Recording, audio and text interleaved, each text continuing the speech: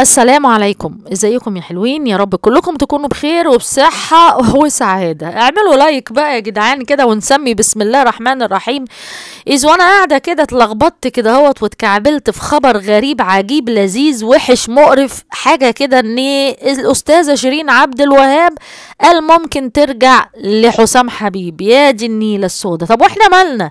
احنا تعبنا، احنا خلاص، احنا جالنا الضغط من كتر ما هم بيقولوا لتالت مرة هترجع له. طب ايه يا جماعة السبب؟ قالوا لك كان عندها جلسة اللي هي سب وقذف الشاعر دوت ولا المنتج محمد الشاعر، وما حضرتش طبعا علشان هي في دبي. حضر عنها محامي، حتى لو موجودة في مصر يعني اكيد هيحضر عنها محامي، ومع ذلك حضر محامي وتم تأجيل الدعوة للاطلاع لان هي في دبي بتحضر حفلة اليوم 17/2.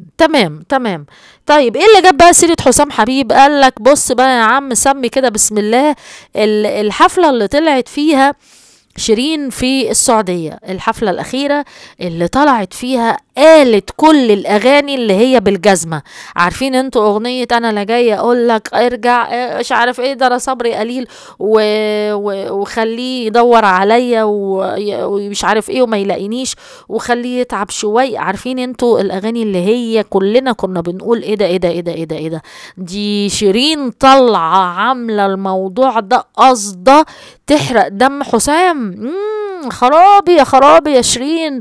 وايه بقى الاغاني كلها اللي هي ناقص لها شويه ايه يا حسام؟ يعني مثلا ايه؟ خلي يدور عليا كل شويه وما يلاقينيش يا حسام. خلي يتعب شويه ومش عارف ايه يا حسام. انا مش بتاعه الكلام ده يا حسام. كل الاغاني كانت باينه قوي ان هي زي كانها بتوجه له رساله. قال ايه؟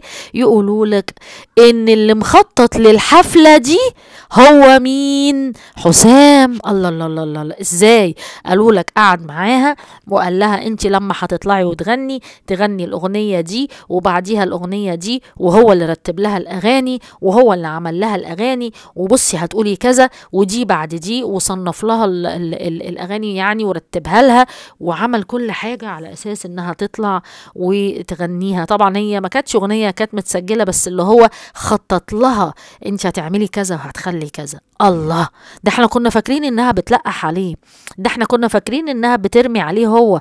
قال لك لا، ده هو اللي كان بيعمل الموضوع دوت. طب بيعمل الموضوع دوت بصفة ايه؟ قالوا لك بصفة صداقة، ده بينهم زمالة، بينهم صحاب، دول صحاب وحبايب. احنا متطلقين لكن احنا صحاب. انا مش عارفة الناس دي بتعمل كده ازاي.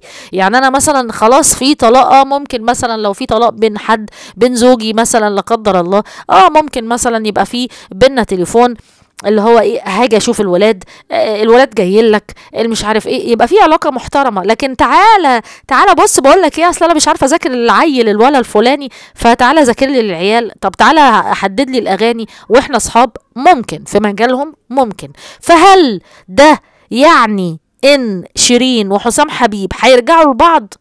محدش عارف، الله اعلم هل هيرجعوا ولا ما يرجعوش. بس شيرين من موقفي هذا اقول لك يا شيرين، اتقي الله فينا احنا واتقي الله في نفسك يا بنت الناس، ولو عايزه ترجعي ارجعي. انا اللي بقول لك ارجعي يا ستي، ارجعي وانشروا، ارجعوا وقولوا. بس الله اعلم هم رجعوا ولا لا. بس هو فعلا حقا الناس دي المجال ده ممكن يكون فعلا هي بترتاح على طريقه شغله او تخطيط شغله، ولكن مش قادرة تستوعب انها تبقى زوجة ليه. فربنا يكتب لهم الخير هما الاتنين، امين يا رب العالمين. ما تنسوش تعملوا لي لايك التمام، واشوفكم على خير. يلا سلام.